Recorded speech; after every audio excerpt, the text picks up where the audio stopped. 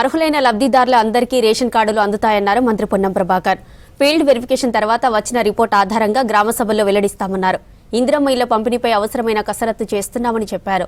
స్థలాలు లేని వారికి ఏ విధంగా ఇవ్వాలనే అంశాన్ని కూడా చర్చిస్తున్నామని తెలిపారు. ఖాళీగా ఉన్న డబుల్ బెడ్రూమ్లను కూడా ఇందిరమ్మ ఇళ్ల పథకంలో పంపిణీ చేస్తామన్నారు.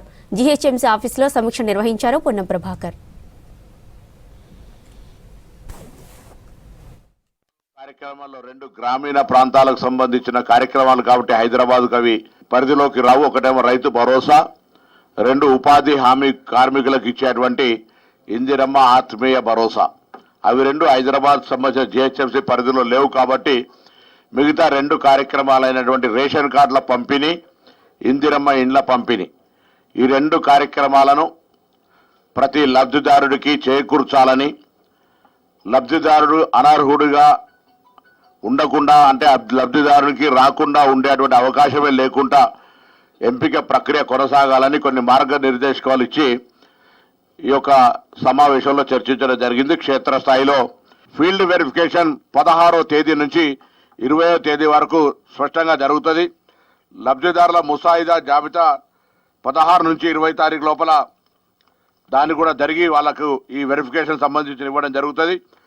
ప్రజాపాలన ఈ వెరిఫికేషన్ జరిగినటువంటి సెలెక్షన్ ఆఫ్ ఏదైతే ఫీల్డ్ వెరిఫికేషన్ తర్వాత వచ్చినటువంటి జాబితా ఉందో దాన్ని 21 నుంచి 24 వరకు ప్రతి వార్డు సభలో పెట్టి ఎలిజిబిలిటీ క్రైటీరియా ఎక్కడ కూడా పారదర్శకంగా ఉండాలి తప్ప అది ఇందిరమ్మ ఇల్లు కావచ్చు, రేషన్ కార్డు కావచ్చు, ఎక్కడ కూడా తప్పు జరగద్దు.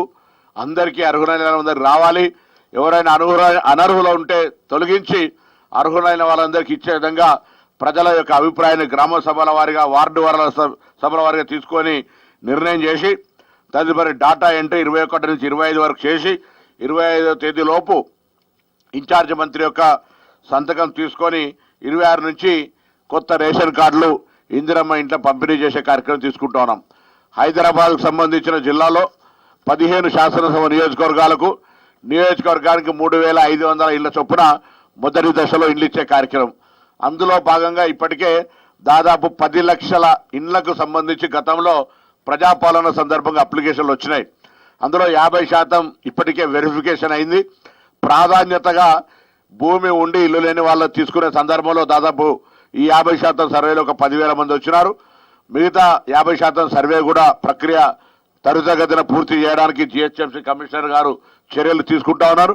దాంతో పాటుగా ఒక ఇందిరమ్మ ఇల్లు కట్టుకోవడానికి స్థలంకు సంబంధించినటువంటి విషయం హైదరాబాద్లో ఒక ప్రత్యేకమైన అంశం కాబట్టి మిగతా గ్రామీణ ప్రాంతాల్లో ఆ అంశము సమస్య లేదు కాబట్టి ఇక్కడ దీనిపైన కూడా కలెక్టర్స్ కాన్ఫరెన్స్ లో డిస్కషన్ జరిగింది. మల్టీ స్టోర్ కట్టడానికి ప్రభుత్వ స్థలము లేదా ఇతరత్ర స్లమ్స్ ను డెవలప్మెంట్ చేసి చేయాలనేటువంటి డిస్కషన్ కు మళ్ళీ ఈ యొక్క డాటా సేకరణ తర్వాత అందులో ఉన్నటువంటి ఒక పర్టిక్యులర్ నామ్స్ లో ఎటువంటి క్రైటీరియా అయితే మనం ఫిట్ అవుతామో అని లోకల్ బేస్డ్ ఇన్ఫర్మేషన్ మీద ఆ హైదరాబాద్ యొక్క ఇందిరమ్మ ఇళ్ల సమస్య పరిష్కారానికి కూడా గౌరవ ముఖ్యమంత్రి గారి స్థాయిలో అత్యున్నతమైన సమావేశం జరిగి హైదరాబాద్ సంబంధించిన ప్రజాప్రతినిధులందరూ కూడా కలిసి దీని మీద ఒక భవిష్యత్తు నిర్ణయం తీసుకొని